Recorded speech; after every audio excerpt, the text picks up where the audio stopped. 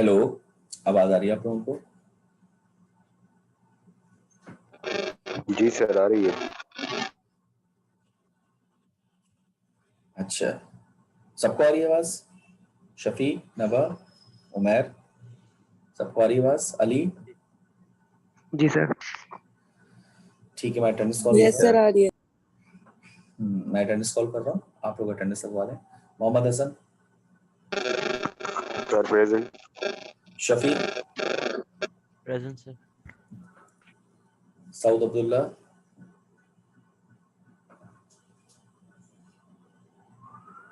South Abdullah नहीं है?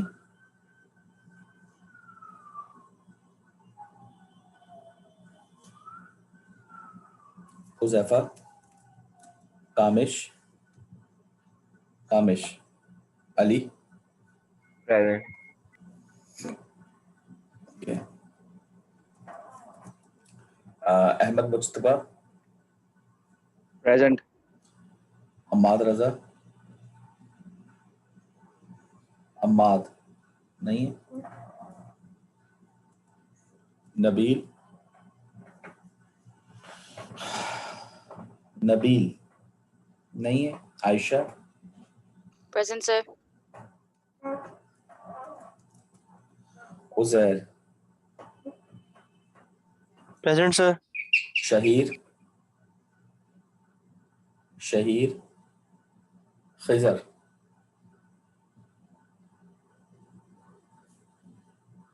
खिजर, सारे एब्सेंट हैं। उजैर तो थे ना? शहीर खिजर एब्सेंट है ना? Shakiba, Umar Farooq, Umar Farooq, Maryam, present sir. Faiz, Faiz, Bilal, present sir. Bilal Ahmad present है? Yes sir. ठीक है। Naba, present sir. Kamran, Rizwan Sabir, sir Rizwan है, उनसे कनेक्ट नहीं हो रहा, लिंक नहीं आई उनके पास। क्या प्रॉब्लम है उनको? लिंक का प्रॉब्लम है सर। वो इंटरनेट का हुआ ना, लिंक का क्या प्रॉब्लम है? कह रहे हैं मेरे पास लिंक नहीं है, कनेक्ट नहीं हो रहा। लिंक नहीं है तो आप दे दें उसको। आपको इतना पता है उसका लिंक नहीं है, आप मुझे बता रहे हैं, मुझे आइए कि आप उसको लिंक दें। अजीब सी बात नहीं है ये। और लिंक क्यों नहीं है? लिंक सबके पास है तो जाहिर उसके पास भी होना चाहिए। Okay, Areeba, Areeba Amin, present sir. Sufiyan, present sir. Bilal, Mohammad Bilal, present. Yamuna, present sir. Murad, Murad नहीं है? Murad, Shad, present sir. Saqlain, present sir. Saqlain, Mubashir, present sir. अच्छा जी, अथर, तकी नहीं है? Umair, present sir. Usman, present sir. Ali Sheikh, Ali Sheikh नहीं है। अच्छा जी, अब जो रह गए, रिजवान साबिर आ गए। जी सर। सर जी 20 के 0592। जी सॉरी, दोबारा बोले। जी अटेंडेंस लगा दें अतर शिकवत 20 के 0592। ठीक है अतर। और अतर के अलावा और कोई? सर मेरी साउथ 19 के 0413। ठीक है साउथ। और इसके अलावा? बाकी हो गए सर सारे? रिजवान साबिर। लग तो गई है यार, 2 दफा लग हो गए। और भाई सब हो गए? चले, अटेंडेंस का मरला पार हुआ, ये भी एक अजीब ही मरला होता है। खैर, अच्छा भाई, अगर आपको याद हो, लास्ट क्लास हमारी ये ईद की वेकेशंस में मैंने एक क्लास ली थी जिसके अंदर मैंने ऑप्शनल वैसे क्लास मैंने रखी थी। अटेंडेंस का मैंने कहा था कोई इशू नहीं होगा, तो ज़्यादा बच्चे नहीं थे, चंद बच्चे थे, लेकिन उनको मैंने प्रॉपर तरीके से ओपैम स्टार्ट करवा के बिल्कुल एंड तक करवा दिया था, और उसकी रिकॉर्डिंग भी मैंने अपलोड कर दी थी। और मैंने कहा था कि अटेंडेंस का मसला नहीं, मगर ये रिकॉर्डिंग सबने लाजमी देखनी, ज़ाहिर है ओपन टॉपिक समझना है। तो आई थिंक कि वो सबने देख ली होगी रिकॉर्डिंग और समझ लिया होगा। वैसे भी इंशाल्लाह ताला ये वीक हमारा आई थिंक आखिरी होगा ऑनलाइन का। नेक्स्ट वीक से हम दोबारा फिजिकल मोड में आएंगे, तो फौरन हमारे जो क्विज़ पेंडिंग में है वो स्टार्ट हो जाएंगे, और ये फिर फौरन होंगे, इसमें टाइम बिल्कुल नहीं मिलेगा आपको, तो आप प्रिपेयर अपने आप को कर लीजिएगा। तो ये ओपैम वगैरह तमाम चीज़ें, टॉपिक अच्छे से पढ़ के प्रिपेयर रखिएगा, और जो भी हमने काम किया है तो नेक्स्ट वीक हमारा जैसे फिजिकल होगा हम क्विज़ स्टार्ट करेंगे। तो भाई वो रिकॉर्डिंग सबको मिल गई, सबने देख ली थी, उसमें कोई इशू है किसी को? बताइए जल्दी से। No sir. नो सर क्या, रिकॉर्डिंग ही नहीं देखी, या मिली नहीं, या इशू नहीं है?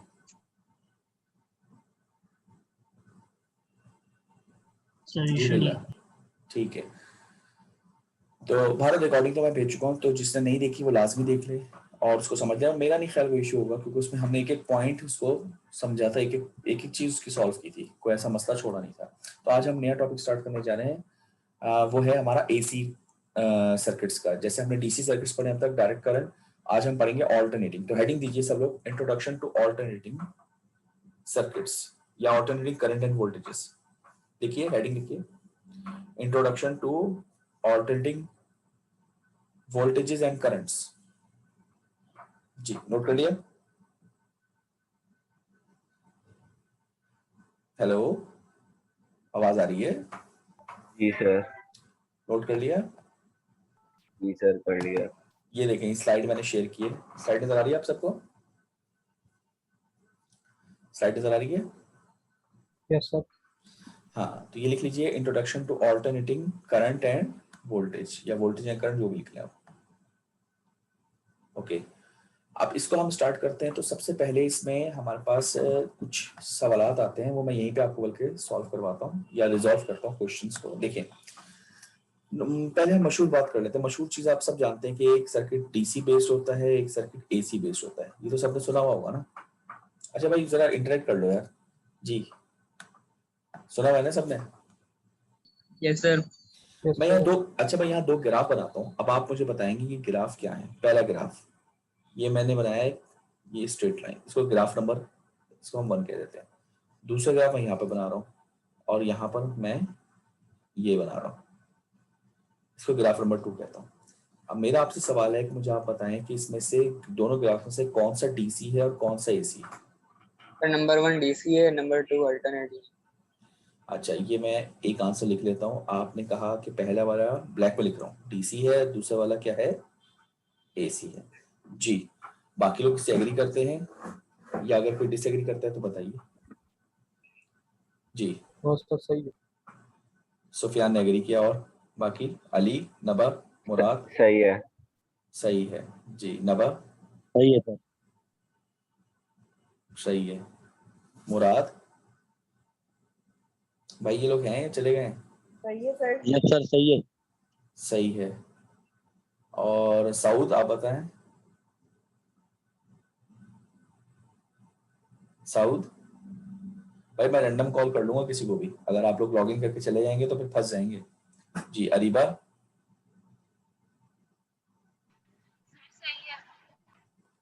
ठीक है। अच्छा जी, उजैर, उजैर आप बताएं। अच्छा ये मैं ये नहीं पूछ रहा, बस सही है बताते रहो, अपनी राय बताओ। उजैर? तो पहले वाला डीसी और दूसरे वाला एसी है। पहला डीसी दूसरा एसी, ठीक है, वही वाली बात, ठीक है। यमुना? सर पहला डीसी और दूसरा एसी है। अच्छा भाई सब इसको एग्री कर रहे हैं, कोई बच्चा कोई भी नहीं है क्लास में जो डिसएग्री कर रहा हूँ? नहीं सर। अच्छा चले, मैं अगर ये आंसर कर दूं कि ये आंसर गलत है, तो अब आपने जितनों ने एग्री किया सब गलत हो गया, इसलिए मैं कब पूछ रहा था कोई डिसएग्री करते तो बता दे, क्या कहेंगे आप? चलिए मैं इसका आंसर करता हूँ, आप जरा इसको गौर से समझिएगा, क्योंकि ये बहुत ही इंपॉर्टेंट बात है। जो हम यूं समझ लें कि हम क्या कहते हैं, जो हम ये टॉपिक पढ़ने जा रहे हैं, क्या कहते हैं इसका, ऑल्टरनेटिंग का, ये समझे बगैर आप इसमें बिल्कुल भी आगे नहीं बढ़ सकते। ये बहुत इंपॉर्टेंट चीज है। देखिए ये दोनों ग्राफ डीसी के हैं, इसमें से एसी कोई ग्राफ है ही नहीं, ये दोनों डीसी हैं, तो इसका आंसर सबका गलत हो गया। अब जरा समझिए बात को, देखें डीसी किसको कहते हैं, डायरेक्ट करंट, और एसी किसको कहते हैं, लिखा है ऑल्टरनेटिंग करंट। ऑल्टरनेट का क्या मतलब होता है, जिसमें डायरेक्शन रिवर्स हो, और इसमें डायरेक्शन दोनों में रिवर्स नहीं हो रही है। इसमें अगर आप चेक करें तो ये वाई एक्सिस है और ये एक्स एक्सिस है, तो पूरे एक्स एक्सिस के लिए वाई क्या है, पॉजिटिव है, और यहाँ पर अगर आप चेक करें तो यहाँ पर भी एक्स एक्सिस ये है और वाई ये है, तो पूरे वाई जो पूरा ग्राफ जो है उसमें वाई पॉजिटिव है, वाई नेगेटिव हुआ ही नहीं। तो इसका क्या मतलब हुआ कि ये ऑल्टरनेट दोनों ही नहीं कर रहे हैं, ये दोनों डायरेक्ट करंट है। तो ऑल्टरनेट करने के लिए सबसे ज्यादा जरूरी कब होगा कि आपको एक्स एक्सिस को क्रॉस करना पड़ेगा, लाइक दिस, यानी कोई चीज आपकी पॉजिटिव साइकिल आ रहा हो और कोई चीज आपकी नेगेटिव साइकिल आ रहा हो। इसमें अगर आप चेक करें पहला हाफ जो है उसमें वाई पॉजिटिव है, दूसरे हाफ में वाई जो है वो नेगेटिव है, दिस इज कॉल्ड ऑल्टरनेटिंग। वो चाहे इस शक्ल का हो, चाहे ट्राइंगुलर वेव फॉर्म हो, चाहे आपके पास स्क्वायर वेव फॉर्म हो, चाहे आपके पास कोई ऐसे रैंडम नॉइस कुछ भी इस तरह से मौजूद हो जो कि ऊपर और नीचे दोनों जगह हो, तब जाके वो ऑल्टरनेटिंग बनता है। अदरवाइज अगर वो एक ही जगह, अगर मैं ऐसे ग्राफ बनाता, ये ये क्या है, इट्स आल्सो डीसी। हाँ फर्क क्या है कि इसको आप कह सकते हैं इट्स अ कांस्टेंट डीसी, कि स्ट्रेट लाइन है बिल्कुल कांस्टेंट है, प्योर डीसी है ये। और इसको आप क्या कह सकते हैं, इट्स अ वेरिएबल डीसी, कि इसकी वैल्यू वेरी कर रही है, मगर है ये डीसी। क्योंकि ऑल्टरनेटिंग के लिए सबसे ज्यादा जरूरी है कि साइन में प्लस की जगह पे माइनस आ जाए, यानी पोलैरिटी रिवर्स कर जाए, या डायरेक्ट यानी पोलैरिटी चेंज कर जाए, या डायरेक्शन जो है करंट की वो रिवर्स कर जाए। तो जब तक एक्सिस क्रॉस नहीं करेंगे वो चीज रिवर्स नहीं होती। तो ये दोनों ग्राफ डीसी के कहलाएंगे। भाई ये बात सबको समझ में आई? Yes Yes. सर। Yes. जी सर। तो देखो ना, यानी इसका मतलब हमारा थोड़ा कॉन्सेप्ट का एक इशू था, वो हमें रिजॉल्व करना है। तो इसमें कोई भी अगर किसी को प्रॉब्लम है वो पूछ ले, इसमें मतलब आप शर्माने की या घबराने की जरूरत नहीं है, इसलिए पूछ लीजिए। अगर किसी को समझ में नहीं आया तो पूछ ले कि सर ये कैसे है, बताइए। आगे चलूं, सही है यहाँ तक बात? जी सर चले। Yes, चलिए sir. आगे चलते हैं फिर। Okay next slide. ओके ये हमारे पास एक साइनसॉइडल वेवफॉर्म आ गई जो कि प्योर साइन दिखाया गया। अच्छा देखें, जैसे मैंने अभी आपको जिक्र किया था कि देखें एक होता है एसी और एक होता है साइन, दोनों में क्या फर्क है, चलिए ये बता सकता है कोई बच्चा? एसी में और साइन में क्या फर्क है, साइन वेव में? जल्दी से बता दो यार, एसी में और साइन वेव में क्या फर्क है? Hello, no idea sir. आवाज तो आ रही है ना अली? जी सर आवाज आ रही है। जी आ रही है। Yes, sir. आ रही है. हाँ तो आइडिया किसी को भी नहीं है क्लास में? कोई ट्राई करे?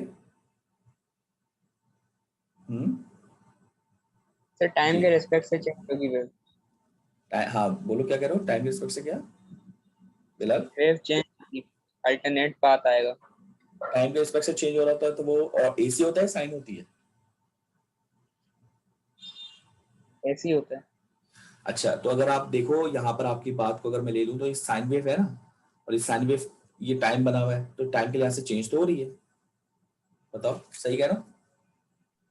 Yes sir. तो इसका मतलब आपकी फिर वो बात तो गलत हो गई ना, क्योंकि ये तो दोनों ही टाइम के हिसाब से चेंज होंगी। Is it clear? Yes sir. देखिए एसी और साइन वेव में फर्क ये होता है कि मैंने अभी थोड़ी देर पहले आपको कही थी बात, हर वो वेव जो कि एक्सिस क्रॉस करे वो ऑल्टरनेटिंग है। मुझे एक बात बताएं, ये वेव क्या ऑल्टरनेटिंग है या नहीं, Yes, sir. बताएं? जी सर। क्या ये साइन है? No sir. अच्छा इस वेव का बताएं, क्या ये ऑल्टरनेटिंग है? Yes sir. क्या साइन है? No sir. अच्छा इस वेव का बताएं। क्या ये ऑल्टरनेटिंग है? Yes sir. साइन है? नहीं है ना। तो इसका क्या मतलब हुआ कि हर वो चीज जो कि एक्सिस को क्रॉस कर रही हो, जिसमें डायरेक्शन रिवर्स हो रही है, वो ऑल्टरनेट होती है, मगर जरूरी नहीं वो साइन हो। हाँ, अगर साइन वेव को आप देखें तो वो भी एक ऑल्टरनेटिंग है और वो साइन वेव है। तो इसका मतलब ये हुआ कि एक तरह से देखा जाए तो और एसी एक यूनिवर्सल सेट है, साइन वेव उसका एक सबसेट है। क्या ख्याल है? ऑल्टरनेटिंग एक तरह से यूनिवर्सल सेट हो गया ना। बोले भाई, सही कह रहा हूँ। और साइन वेव क्या है? उसका एक सबसेट है। इसका क्या मतलब होगा कि हर साइन, इसका मतलब हुआ कि हर साइन वेव तो ऑल्टरनेटिंग होगी, मगर जरूरी नहीं कि हर ऑल्टरनेटिंग साइन भी हो। जी, सबको ये बात समझ में आई? जी सर। ठीक है ना। हर साइन वेव सॉरी हर साइन वेव, हाँ, हर साइन वेव तो एसी होगी, मगर जरूरी नहीं कि हर एसी भी साइन वेव वो डिफरेंट भी हो सकती है। खैर, ये एक और बात होगी। अगली बात की तरफ चलते हैं। देखिए, अब इस वेव को उन्होंने इंट्रोडक्शन दिया, उन्होंने कहा वाई एक्सिस जो है वो वोल्टेज में भी रिप्रेजेंट हो सकता है, करंट में भी रिप्रेजेंट हो सकता है, यानी कि साइन वेव किसी की भी बन सकती है। और ये एक वेव फॉर्म बना के उन्होंने दिखाई दी। ये इसकी पॉजिटिव पीक है, ये इसकी नेगेटिव पीक है। अब जरा साइन थीटा याद करें, क्योंकि ये साइन थीटा से बनी हुई है। साइन थीटा की मैक्सिमम वैल्यू कितनी होती थी? अगर आपको याद हो, मैथ्स में पढ़ा आपने, +1 मैक्सिमम वैल्यू यही होती थी ना। और मिनिमम वैल्यू कितनी होती थी? -1। भाई, ये पढ़ा है आप सबने कि नहीं पढ़ा साइन थीटा को मैथ्स में? बीच में उसके 0 आता था और इसके बीच में वो ऑल्टरनेट करती है। इसका मतलब ये कि ये मैक्सिमम है। तो अगर मैं इसको प्योर साइन थीटा ले लूं, साइन वेव ले लूं, तो जाहिर है इसकी पीक वैल्यू कितनी होगी? 1। और इसकी ये मिनिमम कितनी होगी बताइए? -1। ठीक है। अब आप इस साइन को अगर मल्टीप्लाई करा दें किसी से, फॉर एग्जांपल मैं लिख दूं 10 साइन थीटा, तो इसका क्या मतलब होगा? 10 से मल्टीप्लाई होगा तो इसकी रेंज कहां से होगी? +10 से लेकर बताइए -10 तक। तो पी क्या बन जाएगी? +10 और ये -10। यही होगा ना फर्क? जी सर। और अगर मैं 10 डालूं, 10 की पावर 3 ले लूं, तो जो भी वैल्यू ले लूं इसका कोफिशिएंट, वो इसकी पीक और मैक्सिमम वैल्यू बन जाएगी। यहां तक क्लियर बात? Yes sir. अच्छा, आगे चलते हैं।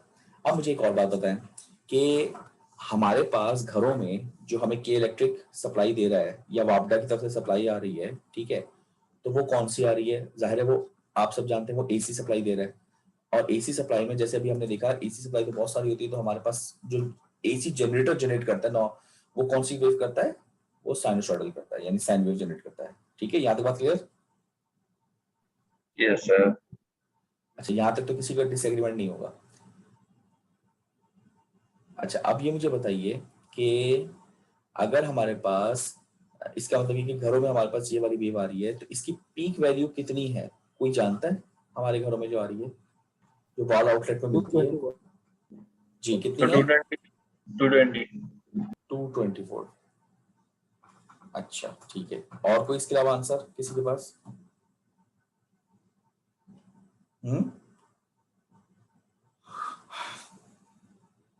अच्छा, देखिए, ये आंसर सही नहीं है। हमारे पास जो घरों पे आ रही है उसकी पीक वैल्यू तकरीबन 312 वोल्ट होती है। नोट कर लीजिए इसको।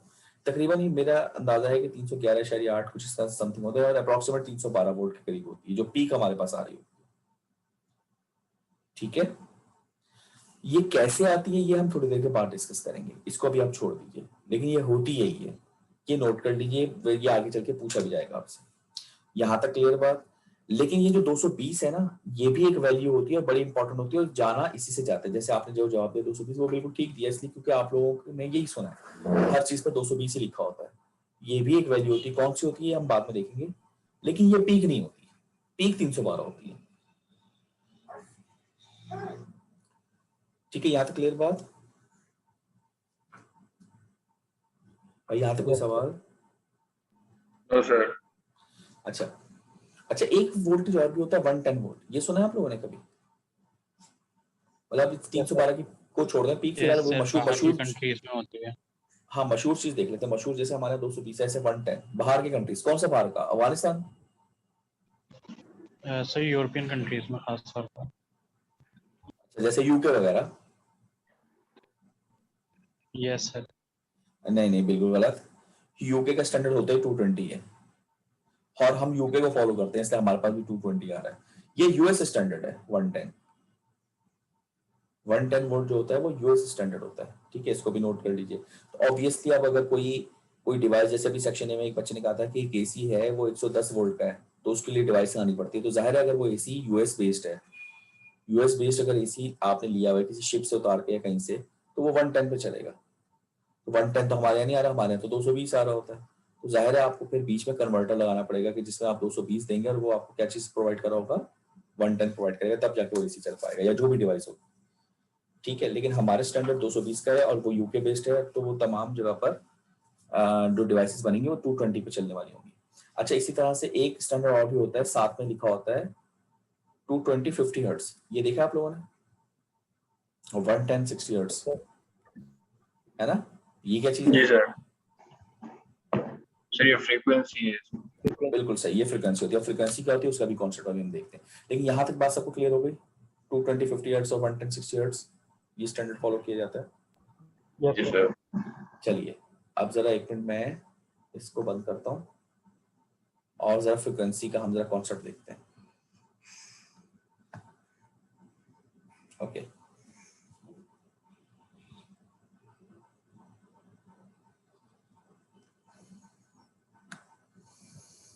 अच्छा देखिए, यहाँ पर दो कॉन्सेप्ट होंगे। एक कहलाता है हमारे पास टाइम पीरियड, बड़ा इंपॉर्टेंट कॉन्सेप्ट है, और दूसरा कॉन्सेप्ट आएगा फ्रीक्वेंसी का। ये दोनों एक दूसरे के साथ जॉइंट कॉन्सेप्ट है, ठीक है। देखिए, इससे पहले आपको पढ़ना पड़ेगा एक कॉन्सेप्ट जो कि आप इंटर से पढ़ते आ रहे हैं, पीरियोडिक सिग्नल्स का, ठीक है ना? नाम तो सुना होगा आप लोगों ने, पीरियोडिक सिग्नल्स। इसका क्या मतलब है कि अगर फॉर एग्जांपल मैं अगर एक वेव ऐसे बनाऊं, आपको साइनसॉइडल वेव ही बनाऊं, तो साइनसॉइडल वेव ऐसे बनती है। पता है आपको इस बात का क्लास? Yes sir. तो अगर आप गौर करें तो आप क्या देखें कि ये एक मैं कलर चेंज कर लेता हूँ। अगर आप गौर करें तो यहाँ से एक वेव शुरू हुई, पॉजिटिव साइकिल आया, फिर नेगेटिव साइकिल आया, इसके बाद ये अपने आप को रिपीट नहीं कर रही। तो चेक करें आप। जी सर। तो अगर देखें ये पूरा एक कंप्लीट साइकिल लगा रहा है, फिर देखें तो एक दूसरा साइकिल आ गया, क्या ख्याल है? फिर तीसरा आ गया, and so on so on. ऐसा लग रहा है कि नहीं लग रहा है? जल्दी से बताओ यार, सही कह रहा हूँ? जी सर, लग रहा है सर।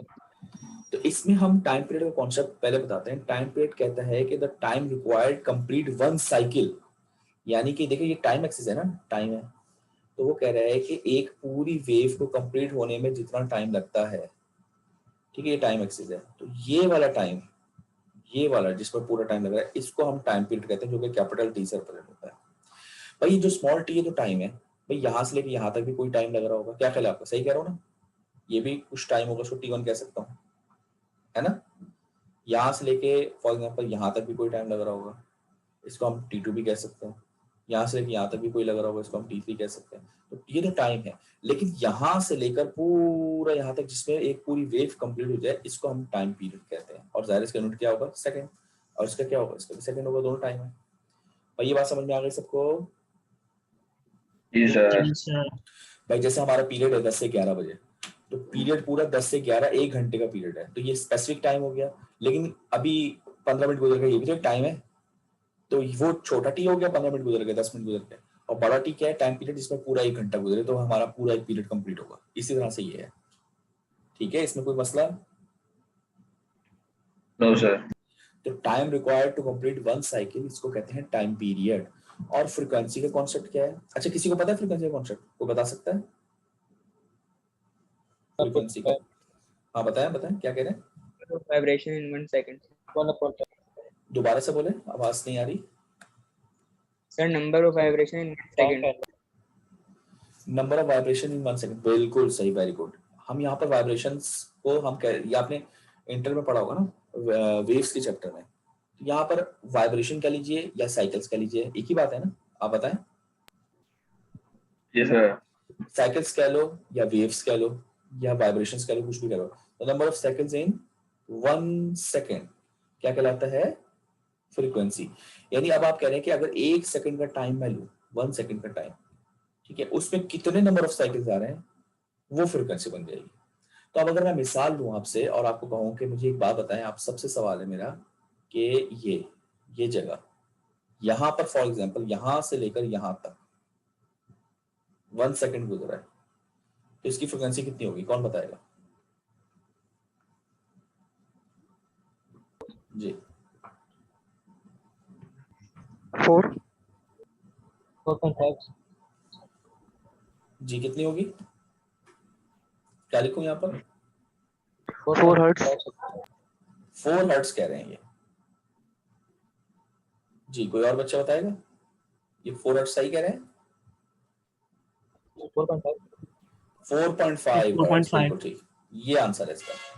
4 हर्ट्ज तो गलत हुआ। देखें यहां से अगर आप शुरू कर रहे हैं तो ये शुरू किया, ये एक वेव हुई, सही है, फिर ये दूसरी हुई, फिर ये तीसरी, ये चौथी, और फिर ये आधी भी तो आ रही है।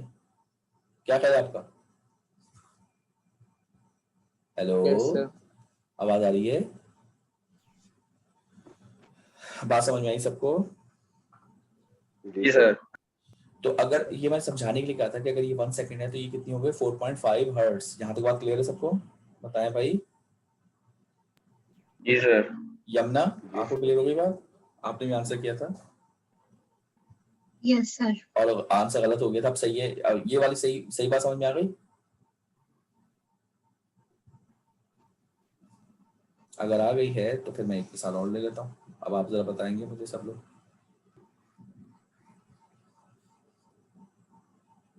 अच्छा ओके, चलिए थोड़ा मुश्किल बना दिया। ये 1 सेकंड है, बताएं इसकी फ्रीक्वेंसी कितनी है? मुझे भी नहीं पता, मैंने ऐसे रैंडम बना दिया, आप बताएं। 3 सर। 3 क्या हर्ट्स? पूरा बोलो ना, 3 हर्ट्स। 3 हर्ट्ज। जी, और कोई बच्चा बताएगा? 3 हर्ट्स सही कह रही है? 2.5 2.5 Yes, sir. 2.5 2.5 और 2.5 सर। अच्छा ज्यादा आंसर इसके आ रहे हैं। सर 2.5।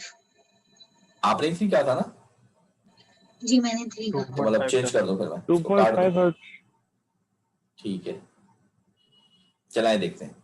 देखिए यहाँ से शुरू हुई थी, देखिए यहाँ से शुरू हुई ना, ये वेव कंप्लीट कब होगी? जब यहाँ से रिपीट करे, ये वेव कंप्लीट होगी इस पॉइंट पे जाके। देखिए यहाँ रिपीट कर रही है अपने आप को, है ना?